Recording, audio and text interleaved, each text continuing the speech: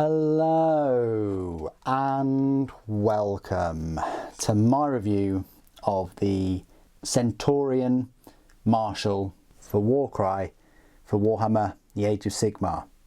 You can also use this Centaurion in your Slaves to Darkness army too, and he will cost you £26. I recently made an unboxing video of him. I really like the look of the miniature. I'm not sure why I didn't pick him up when he was first released. He consists of 22 plastic components.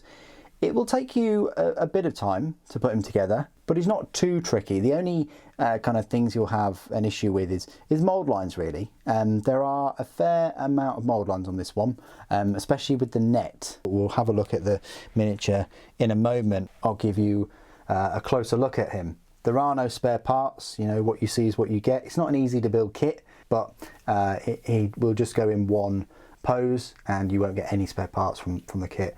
Then I will give you some size comparisons.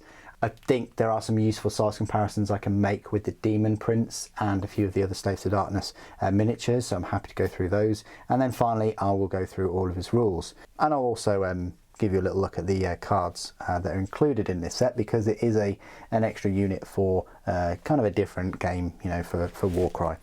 Okay then, so let's have a look at the Centaurion. I'll just zoom in a little bit. Fantastic miniature, really like the pose. Lots going on, reminds me of what you'd get if you mixed a Goro from Mortal Kombat with a horse.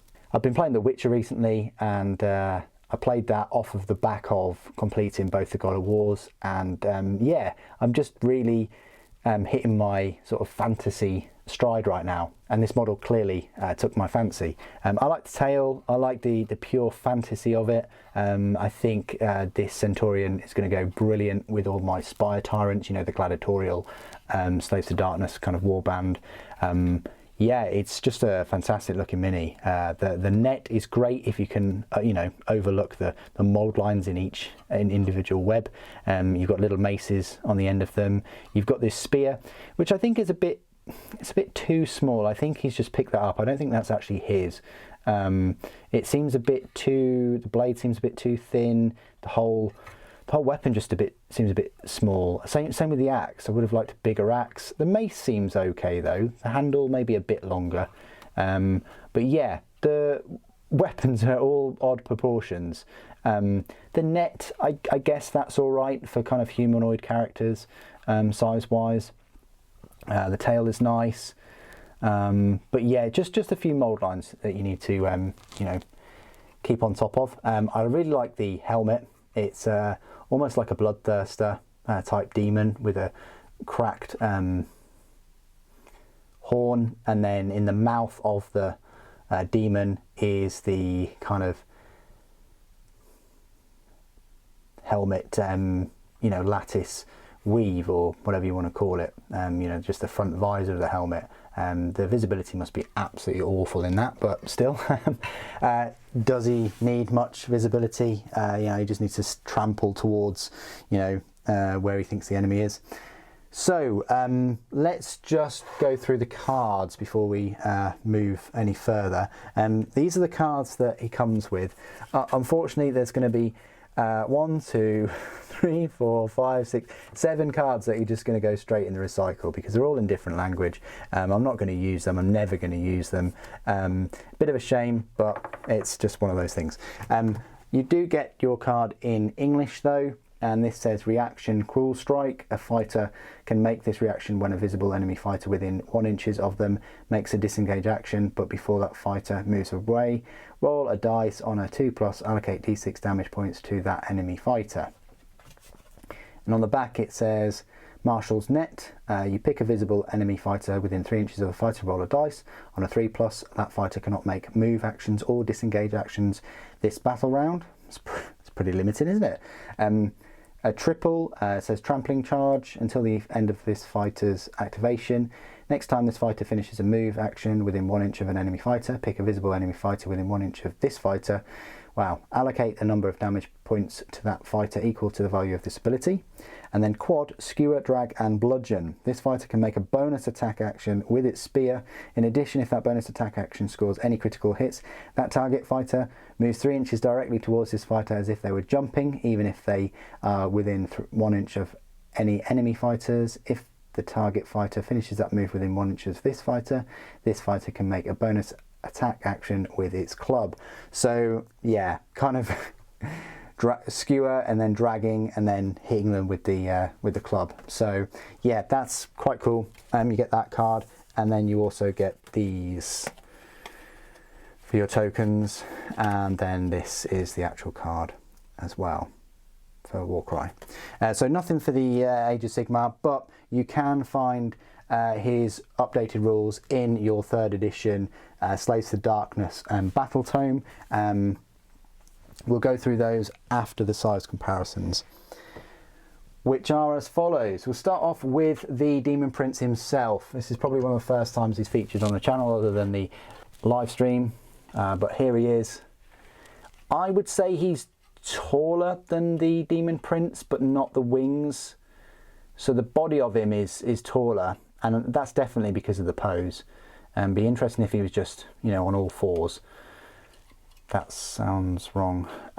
But yeah, you see what I mean? Like, the wings just give the Demon Prince much more of a presence, but they're quite even, you know. Centurion's on a fair bit bigger base though. How does the Centaurion compare to other monsters though for Slaves to Darkness? Well, of course it wouldn't be a Super Saiyan review without an exhaustive size comparison section. So we have the Sphinx right there. So compared to the Sphinx, very similar height. We've got the Femoid Crusher, not Hemorrhoid Crusher, but bigger than the Femoid Crusher. And then we've got the Therodon, I think it is. So Therodon is a fair bit smaller, and I was originally running this guy with the Spire Tyrants. You know, works extremely well, but I hope this size comparison just shows you just how big this Marshal is. For £26, you know, £1 cheaper than Morgan Ra, and I think you're definitely getting your money's worth for size and detail with this one. But yeah, now this is kind of like my chief gladiator, I think, and I have this Therodon with the spear and some with swords as kind of like bodyguards. I don't know, but yeah, that's what I'll run as the gladiatorial force. Compared to, you know, such a gladiator, look how small he is. So you can see, even though I said about the net being kind of small, it would quite easily fit a human in there. So yeah, he's kind of like, you know, those who are about to die, we salute you kind of thing. Compared to some other Slaves of Darkness like the Chaos Warriors and Knights. So I have a Knight there, I have a Warrior, I even have a Varangard. Now Varangard are huge, but he's bigger than a Varangard, which is fantastic. Of course he's not as big as Archaon,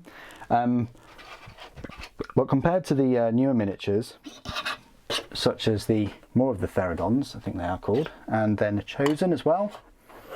You know, even Chosen are big, but this guy, you know, in terms of Age of Sigmar, is a decent size.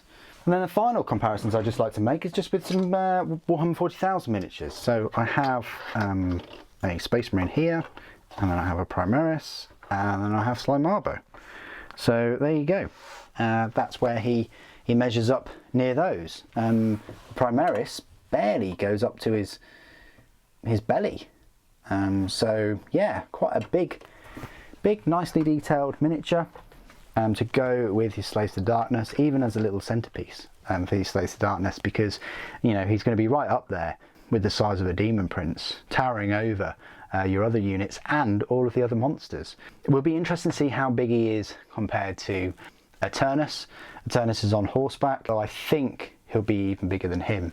So you've reached the final arena of my review, where I will go through all of the rules for the Centaurion Marshal. You'll find his Age of Sigmar Slaves to Darkness rules in the brand new Slaves to Darkness battle tome.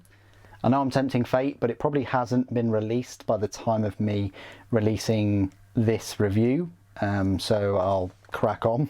The Centaurion Marshal is, yeah, in an odd position in the battle tome. It's just before all of the other warbands. It will cost you 145 points, and the battlefield role is a leader, and it's a single miniature. The stat line is as follows. It's a movement of 8 inches, save of 4+, bravery 8, and 10 wounds. That's pretty good to have something, I guess, so fast, you know, 8 inches, and have that very decent save and a large number of wounds.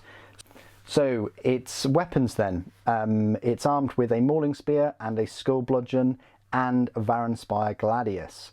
So the mauling spear, it's a range 2 inches, it's 4 attacks, 3+ to hit, 3+ to wound, -1 to rend and 2 damage. Yeah, that's fine, and it's nice that it's got 4 attacks.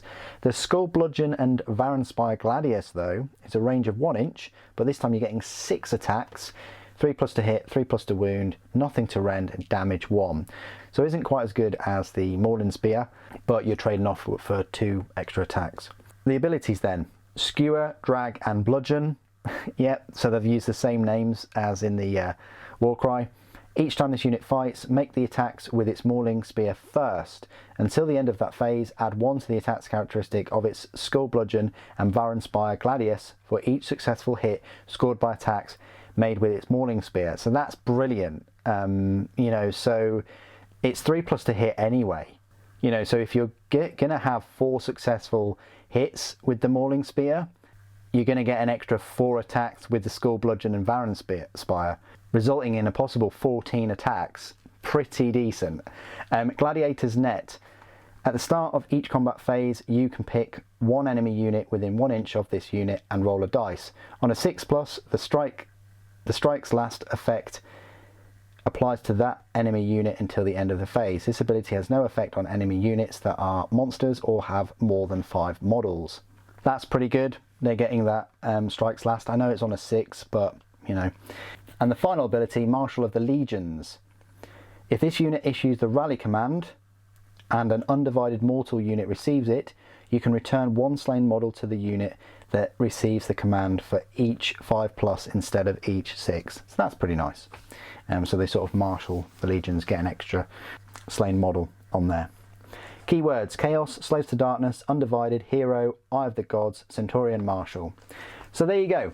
That's my review of the Centaurion Marshal for both Warcry and Age of Sigmar for the Slaves to Darkness force. What do you guys think? I think it's a fantastic looking mini. Not too taxing to build. A couple of mould lines in places. But for the price and the cards and the fact that you can use them in the 2 game systems, and the rules are pretty decent too. And if you're going for like a gladiatorial spy tyrant sort of narrative theme rather than demons or, you know, chaos warriors, this unit complements them, especially if you're running like Theridans and other monstrous creatures. But what do you guys think? Please do put your thoughts and opinions down in the comments below as always. It'd be great to hear from you. Thank you ever so much for joining me today. Thank you for watching. Archaon protects.